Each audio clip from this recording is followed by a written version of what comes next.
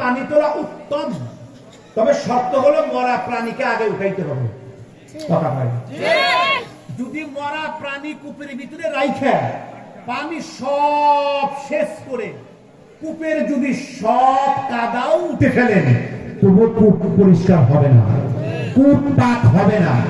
কূপ যদি পাক করতে চান, নাপাক প্রাণীটাকে আগে উঠাইতে হবে। আব্বারে, এই দেশ যদি ভালো করতে চান, এই দেশের উন্নয়নমূলক সবচাইতে বড় কূপ হলো জাতীয় সংসদ, সবচাইতে বড় কূপ হলো সচিবালয়, সবচাইতে বড় কূপ হলো হাইকোর্ট, জজ কোর্ট, সুপ্রিম কোর্ট, সবচাইতে কূপ হলো ইউনিয়ন পরিষদ, ওয়ার্ড।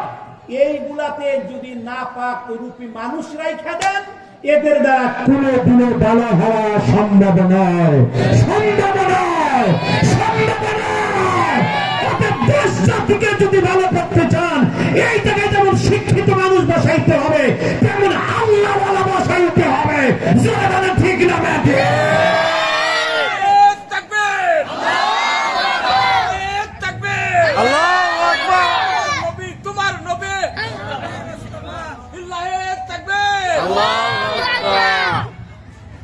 কথা শেষ, আর লম্বা না, এখন সংক্ষিপ্ত করতেছি।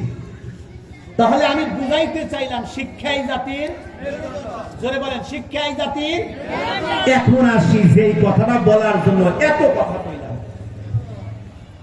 যেই কথা বলার জন্য এত কথা কইলাম, কোন কথা? বলে যদি বাঁচতে চান আর দেশকে বাঁচাইতে চান, আপনারা যদি বাঁচতে চান, এই যে দেখেন প্রত্যেকটা শিশু আমাদের আমানত। কথা হয়, এই শিশুগুলো আমাদের আমানত। আরেকটা কথা যাই না রাখেন, এদের কথা বলার আগে আরেকটা কথা বলি। পৃথিবীতে যত সম্পদ আছে, সবচাইতে দামি সম্পদ হলো মানুষ। বলেন সবচেয়ে দামি সম্পদ কি? মানুষ। আমার দেশের কিছু বুদ্ধিজীবী আছে বলে এই দেশের জনসংখ্যা বেশি, এই দেশের জনসংখ্যা 18 কোটি, এই দেশের জনসংখ্যা বেশি। এই জন্য কিছু বুদ্ধিজীবী আছে, ছেলে হোক মেয়ে হোক একটাই যথেষ্ট, একটা হলে ভালো হয়, দুইটার বেশি নয়। ভাই কথা বলেন, বলে কি বলে না? ছেলে হোক মেয়ে হোক একটা হলে ভালো হয়, দুইটার বেশি নয়। কবে জানি কয় যে বিয়া না করাই ভালো। কথা বলে না, ঠিক না ঠিক? তার মানে কি জনসংখ্যা কমাও। আচ্ছা, জনসংখ্যা কখন আপনার কাছে বোঝা মনে হবে? উদাহরণ দেই। মনে করুন এ চাচার 10টা বেটা, 10টা বেটায় কর্মর চাকরিজীবী, প্রত্যেকটা মাসে এক এক বেটা 1 কোটি করে ইনকাম করে, তাহলে 10 জনে কয় কোটি? কথা পায় না। মনে করেন এই চাচার 10টা বেটা, 10টা বেটাই 2 লাখ, একটা কাম করে এখানে 1 বিড়ি 10 জনে ভাগ করে খায়। এই বেটা তো শেষ রেখে দোয়া করবো, আল্লাহ আরো 10টা বেটা দিলা না। কথা পায় না। উনি দোয়া করে কেন? 10 বেটায় 10 কোটি, আরো যদি 10টা হয়তো কয় কোটি? 20 কোটি। উনি 10 বেটার ইন্তেকাল কামনা করে কেন? বলে তো ডোকলা, এতো কর্মঠ না, কাজ করে খায় না, ওতে ভুলে যায়।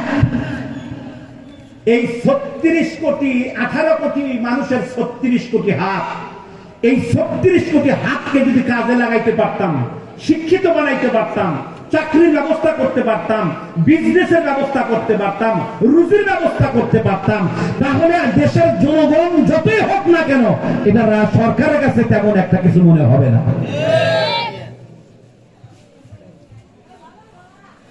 এর জন্য মানুষ সবচেয়ে দামি সম্পদ। তাহলে সবচেয়ে দামি সম্পদ হলো আমাদের এই ছেলে মেয়ে। কথা পায় না।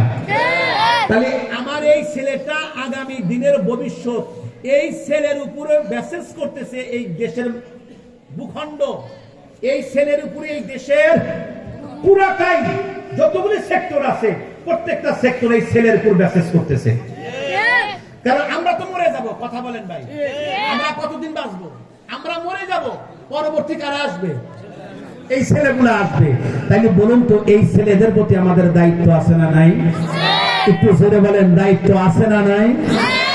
আমার ওয়াজ হলো আজকে এটাই যে যদি দেশকে বাঁচাইতে চান প্রত্যেকটা ছেলের উপরে আমাদের মোটামুটি 7টা